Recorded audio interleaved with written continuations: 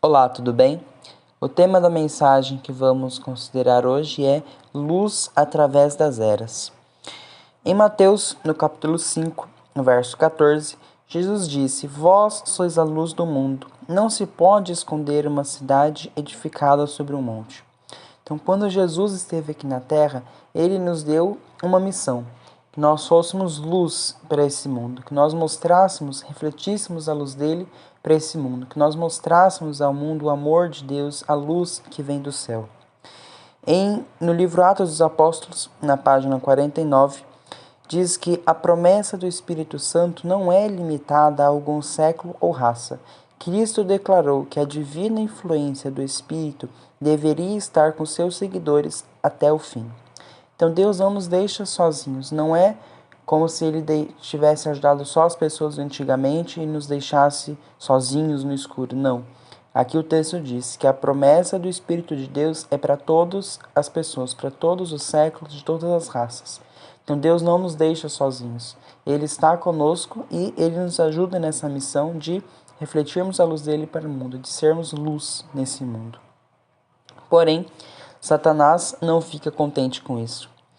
Em Gênesis, no capítulo 3, verso 15, está escrito: E porém inimizade entre ti e a mulher, e entre a tua semente e a sua semente. Esta te ferirá a cabeça, e tu lhe ferirás o calcanhar. Então, desde o começo no Jardim do Éden, desde o início do pecado, Deus já tinha falado que Satanás estaria furioso, que ele estaria lutando contra os santos de Deus, contra aqueles que guardam os mandamentos de Deus. Assim como diz em Apocalipse, no capítulo 12, verso 17, que diz assim: E o dragão irou-se contra a mulher, e foi fazer guerra ao remanescente da sua semente, os que guardam os mandamentos de Deus e têm o testemunho de Jesus Cristo. Então Satanás está irado contra nós. Ele quer nos fazer pecar, ele quer nos fazer desistir da nossa missão. Mas Deus está conosco. Mesmo Satanás lutando, investindo contra nós, nos tentando, Deus ainda está conosco e é muito mais poderoso do que Satanás. Ao longo das eras, ao longo dos tempos, desde o início do pecado até a volta de Cristo, até o fim do pecado, Deus teve várias pessoas que levaram a tocha da verdade, vários povos, pessoas que levaram a verdade ao mundo, que foram luzes. Então nós vamos ver um pouco sobre essas pessoas, sobre esse povo, essa trajetória. Tudo começou com Adão e Eva. No Jardim do Éden, quando eles pecaram, Deus instituiu, falou que Jesus viria algum dia ao mundo, que ele viria para morrer pelos pecados de Adão e Eva, que eles deveriam permanecer firmes, seguindo a vontade de Deus, seguindo os mandamentos de Deus, que uma hora, algum dia, Jesus viria e morreria pelo pecador. Então, o tempo se passou, Adão e Eva tiveram filhos e mais filhos, e a terra se encheu. Porém, esses habitantes eram maus. O homem só fazia o mal continuamente.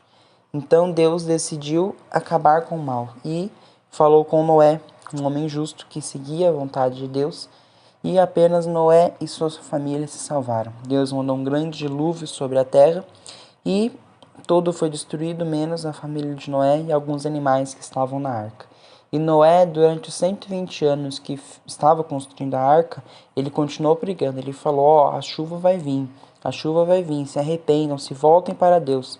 Porém, infelizmente, ninguém quis ouvir e todos morreram, no grande dilúvio. Em seguida, depois de muitos anos, veio Abraão. Abraão também era um homem justo.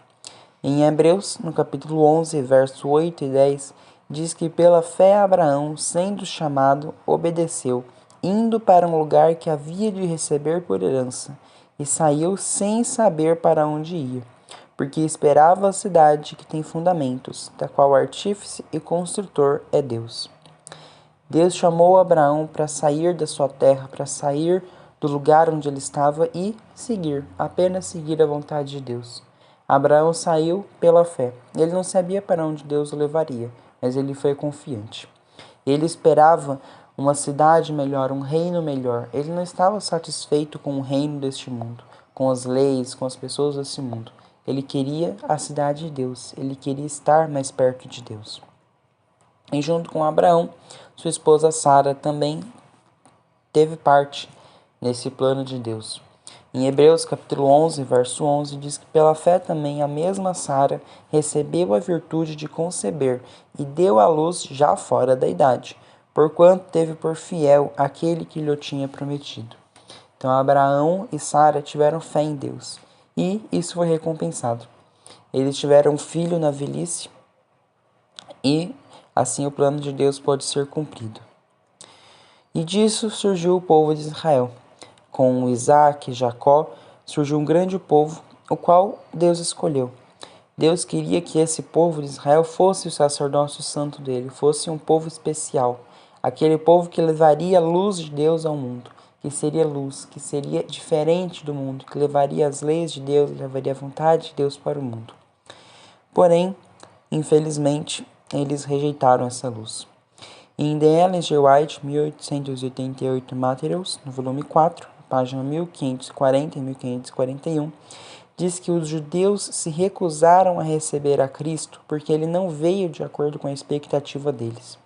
Hoje, a igreja está exposta ao mesmo perigo, e pelo fato de o Espírito não vir para exaltar o homem ou confirmar as errôneas teorias humanas, mas para convencer o mundo do pecado, da justiça e do juízo, muitos se afastarão dele.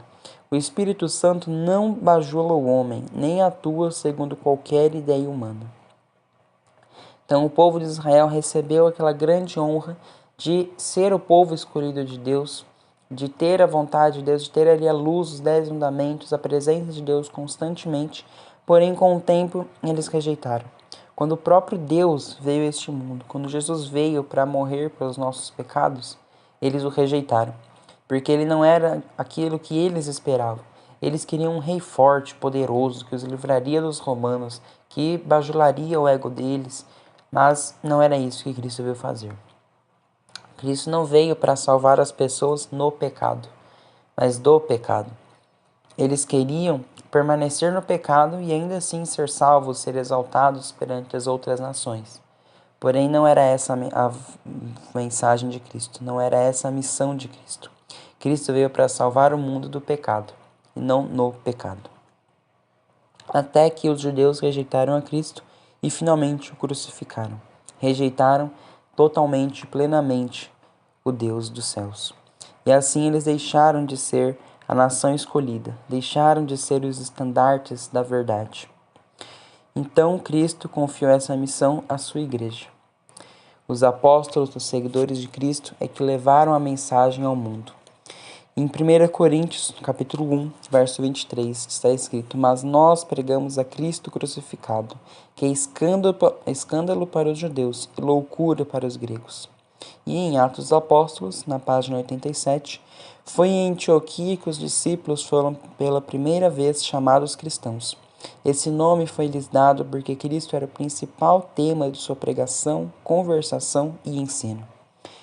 Então, os seguidores de Cristo eram tão parecidos com Cristo, se vestiam como Cristo, falavam como Cristo, que os chamaram de cristãos. E assim também devemos ser nós, tão parecidos com Cristo, tão semelhantes a Ele, que as pessoas percebam que nós somos diferentes, percebam que nós somos cristãos. E como diz o verso de 1 Coríntios, os cristãos, os apóstolos, os discípulos pregavam a Cristo crucificado, que era loucura e escândalo para os judeus e para os gregos. Então era algo que os judeus, os gregos, as pessoas não entendiam, alguns não aceitavam, mas eles continuavam pregando mesmo assim, porque era algo que eles viviam, era uma certeza tão forte no coração deles que eles não podiam esconder isso. No livro de Atos, no capítulo 16, nós encontramos um relato extraordinário da vida de Paulo. Paulo e Silas, eles tinham sido presos, açoitados e estavam na cadeia de noite. E ao invés de fazer o que era óbvio a muitos presos, gritar, xingar, chorar, ou talvez até estar dormindo, que era o mais correto e provável, mas eles estavam cantando. Em meio ali à prisão, aos açoites, ao chão frio, à sujeira, eles estavam cantando. Porque eles sabiam que aquilo que eles estavam fazendo, a pregação que eles estavam fazendo, era algo verdadeiro. Era algo que estava no coração deles, algo que eles não podiam esconder. Então, Deus ele mandou um terremoto e libertou Paulo e Silas. Naquela época, eles acreditavam que a música tinha um grande poder. Então nós vemos ali Paulo e Silas à meia-noite na prisão cantando. De repente vem um grande terremoto, todos os presos são libertos. Isso impactou muitas pessoas e mostrou que o que eles estavam fazendo era certo. Deus recompensou a fé deles. E mesmo assim eles continuaram, mesmo sendo açoitados e presos muitas outras vezes, eles continuaram firmes, levando a mensagem de Cristo. Quando foram espalhados pela perseguição, saíram cheios de zelo missionário. Compenetraram-se da responsabilidade de sua missão. Sabiam ter nas mãos o pão da vida para um mundo faminto, e eram constrangidos pelo amor de Cristo a distribuir esse pão a todos os que estivessem em necessidade. O Senhor agia por meio deles. Aonde quer que fossem, os doentes eram curados e aos pobres se pregava o Evangelho. Atos dos Apóstolos, página 58. Então, quando eles foram espalhados pela perseguição, quando eles foram perseguidos e tiveram que fugir, eles levaram a mensagem junto com eles. Eles saíram com zelo missionário.